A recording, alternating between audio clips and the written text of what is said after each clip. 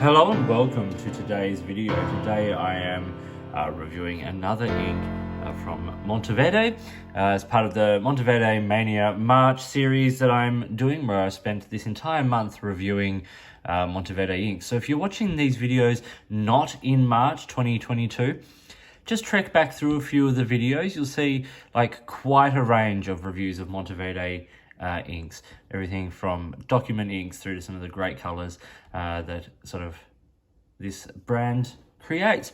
Today we are looking at this Monteverde Blue Black. Full disclaimer, Blue Black is my favorite color family. Like, it's the inks I use most, and I am very fussy about my Blue Blacks.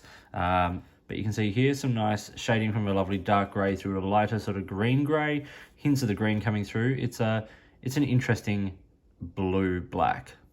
As per usual, this is the bottle it comes in, the standard 30ml bottle, metal cap glass bottle. It does come in the little plastic outer box, which not my favorite, but I do like the bottle, and I particularly like the bottles when they have the metal caps, although sometimes they can be a little hard to take off. So using one of those non-slip mats can sometimes help with that if you fall into that yourself. As per usual, we start with the ink here on 68 GSM Tolmore River paper. You can see, firstly I had it in TWSBI Go Broad and a TWSBI Go Extra Fine. Just a quick thought, please leave this in the comments if you've noticed this anywhere, but does anyone have like little burping issues with the broader TWSBI Goes? I don't have with the Extra Fines, but the broads, they tend to like just burp occasionally, and yeah, like particularly if they've not been used for a couple of days. Just something I've noticed. Anyway, let's talk about this ink, because that's what we're here for today. You can see in the swab, once again we get some of that grey and the sort of the green undertones. It's interesting. 5 points. So firstly, this is from the core collection, or their standard run collection, not from from one of the sets of inks. It has the ITF technology. Now, I've got into that a little bit more in some previous videos, but basically it is a chemical compound or technology built into the ink that actually stops it from clogging and drying out and all those kinds of things. I think it also helps with things like flow on the page. It's a nice lubricating compound or quality in the ink. This has some water resistance, so where I've hit it with water here, for instance, particularly, it's held up quite well. I've said it runs green-grey, and I think that's pretty fair comment on this ink. Lots of grey. And also, I've said it's made in Austria, and so I have tried to find who makes these inks for Monteverde, or who else these people make inks for. I've got some theories, but nothing I'm willing to put on record, just because I haven't found them substantiated. So once again, if you have more information, please let us know, because I'm really keen to know actually who makes these inks for Monteverde. Let's talk about the performance. So I've said it's mid-saturation, not super saturated, but it's dark enough to be easily read. Flow is okay, if a little inconsistent. You can see, if I look up here, particularly like the fine nibs, as you like it, this is also a quality of the pen, but I'm using pens I'm very familiar with. I've reviewed a lot of different inks in these pens, and this is one of the more pronounced inconsistent sort of flow inks I have found in this pen. Feather and bleed are good to fair, kind of. It's a blue black that leans grey-green, with okay water resistance, as I said earlier on. So, good qualities. Dry time, it's actually pretty good. After 2 seconds, we get a good smear, and then after 20 seconds, it's almost dry. So it's fared better than a lot of the other, like if we look at Mandarin Orange here, like the 2 and the 20 seconds, there's not much difference, so it's good. Then extras on this ink, there's no shimmer or sheen. It's got good shade and some water resistance. Let's now look at it on some other paper. Starting at the lowest end here, which is the Spyrex student notepad paper. Super light student notepad paper. You can see a bit of feathering, but not too much. Like, I think it actually holds together okay. A lot of these Monteverde inks have been performing really, really well. The color is uniform, it's a bit more dull, lots of that green-grey coming through, very little black, very little blue. A little bit of feather, but in the finer nib, even in the broad there where we're not laying down like heaps of pooling ink, it's performing okay. Now on copy paper, you can see it's a very similar sort of color and a very similar kind of performance. It's not feathering or bleeding terribly much at all in like I think that performance, once again, on non-fountain pen friendly paper, I think that's actually doing okay. That's where we spilled a bit of ink, as you can sort of see from there. But it's, you know, from the writing, we're getting a little bit coming through, but I think it's okay.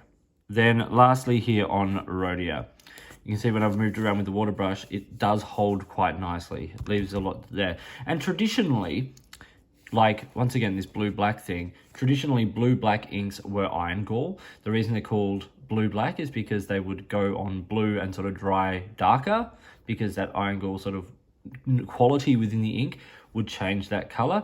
And so there's got to be it's that where it dries color that makes a blue-black, in my opinion.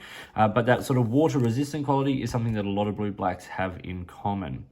You know, whether it's not promoted as a permanent or waterproof ink, but this one happens to have just a little bit more than some other inks.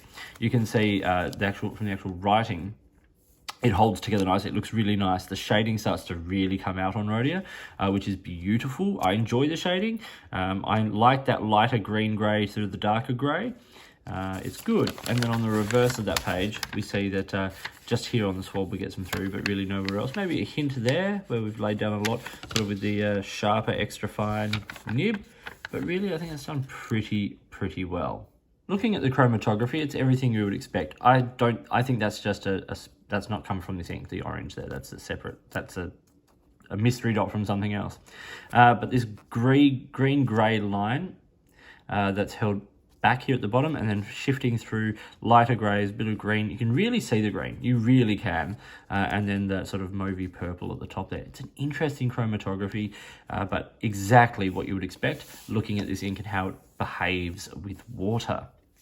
So it's time for the color comparison now, and because I am a little bit addicted to blue blacks, like when I say addicted to blue blacks, I think at my last count I had sampled or have bottles of like 75 different blue blacks looking for what is the perfect blue black. And the closest I have come to in my collection is Diamine 150th anniversary 1864 blue black. Now, for me, this is a blue black. So you've got a grey blue at the bottom, of dark grey blue. That is like quite a dry pass, if you will. This is the full sort of pass, like a saturated pass, and we get lovely, rich, dark blue, almost black and a bit of sheen, but that's optional. But if you look at the writing, it's dark, it's rich, it's definitely blue, but it's got this like warmth of the blue black. I'm just going to show Robert Oster blue black here as a comparison to another shade of blue black, which is that purpley sort of one. So we've got a green, a grey blue, and then a purpley sort of blue black. It can run the gamut, and things like Pilot blue black is really blue. Waterman Mysterious blue, or their blue black, is really blue. Here's another one. Colorverse Office blue black is really blue. Just to show how green that ink, that Monteverde ink is, here is Waterman Serenity blue. So you can see a blue, a dark blue in the Colorverse blue black. You see how much grey and green there is in this Monteverde blue black. In fact, a colour I found that was, these weren't designed to be matches, by the way, as I said before in other videos. They're designed to sort of put it into context. And here we have Robert Oster's Graphite, which is one that I've gone for that is kind of leaning towards the match. It's a little darker blue-green. Like the graphite is quite green, but you see the similar sort of shading throughout the ink. In my opinion, I think that's kind of like, particularly from the Robert Oster output, that is probably one of the closer matches. So how much does the ink cost? Well, the 30ml bottle that I've been showing, as I said, retails for $10 US or $12.95 Australian. So really good value. Those are sort of prices I've seen at a number of retailers. Prices will vary depending on where in the world you are and particular retailers, markups and things like that. But these are some I've seen from a major US retailer and a fairly major Australian retailer. So what have I given this ink? I've given this actually 3.5 out of 5, 3.5 out of 5. part of this is personal. So all the stuff, the performance, the water resistance, all those kinds of things, they are not personal because you can see them on the page. Part of my score is personal because, like, I wanted to sort of talk about, like, for me, this isn't a blue-black. Like, there is neither blue nor black or the quality of, a traditional blue-black in this ink. When I say the quality of a traditional blue-black, I mean that, like, going on, like, a bluey sort of color and drying blacker. There's nothing like that. It goes on grey, it dries grey. It's got a hint of green in it. It reminds me at times a little bit like either two Noodler's inks, actually. Noodler's Ellis Island and Noodler's Aircorp Blue Black, I think it's called, something like that, which is very green. So I said it's a good ink. There's some relatively good performance and good water resistance. But for my personal taste, it is too grey. It has a good dry time and water resistance, all that kind of stuff. Fair performance. But yeah, I think there's just a couple of... probably if you're going on performance and water resistance and value, it's probably a 4. But for me, it's just not a blue-black. And that, as I said, is my personal take on that. But this was Monteverde Blue Black. I hope you found this video interesting and useful. If you did, give it a thumbs up and subscribe to the channel. Hit the notifications button if you want to stay up to date with the videos that I produce, and please feel free to get in touch using any of the platforms listed below. You can find me on Instagram or Twitter at @the_offstage_me, or you can contact me on any of my videos here or drop me an email, which is listed down below. If you've got products you think I should be looking at, or if there is a way you would like to support the channel by sponsoring a review or providing an item for review, I would love to hear from you. In the meantime, enjoy your inks, whatever the colour they are, and I'll talk to you soon.